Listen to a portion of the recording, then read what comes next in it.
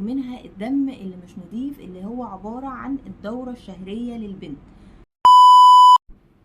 ازاي هيئ بنوتي الصغنونة للبلوغ، وازاي اعرفها واحكي لها يعني ايه الدورة الشهرية ويعني ايه البنت بتبلغ. يلا بينا نسمع الفيديو. ربنا فرق جسم الراجل عن جسم الست بحاجة موجودة جوه الست اسمها الرحم. طب ايه هو الرحم ده؟ تعالى اقولك ايه هو. الرحم ده عبارة عن البيت اللي بيعيش فيه البيبي جوه جسم امه لحد ما يتولد. طيب هو احنا هنجيب بيبي دلوقتي؟ لا، احنا لسه صغيرين جدا ولسه قدامنا فترة طويلة جدا جدا جدا.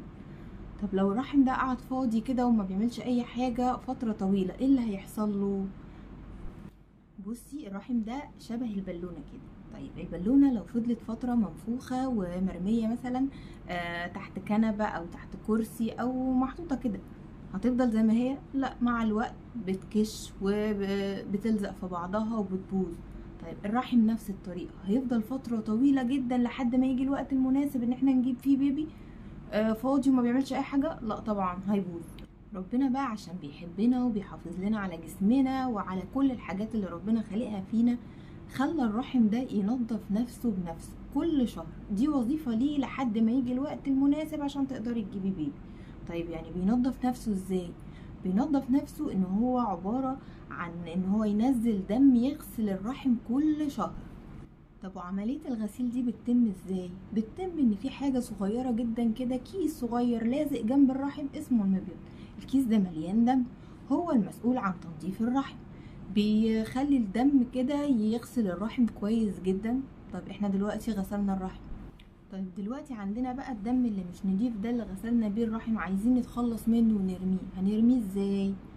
جسم البنت فيه 3 فتحات، فتحة أمامية وفتحة خلفية وفتحة في النص ما بينهم. الفتحة الأمامية اللي احنا بنعمل منها حمام البول، الفتحة الخلفية اللي بتعملي منها حمام البروز، الفتحة اللي في النص هي دي اللي بيخرج منها الدم اللي مش نضيف اللي هو عبارة عن الدورة الشهرية للبنت.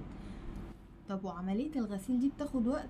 طبعا بتاخد وقت. عملية غسيل الرحم دي بتتم من 2 ل5 ايام وساعات كمان 7 ايام. طيب بتختلف بناء عن ايه؟ بناء على جسم كل بنت، كل بنوتة بتختلف عن التانية.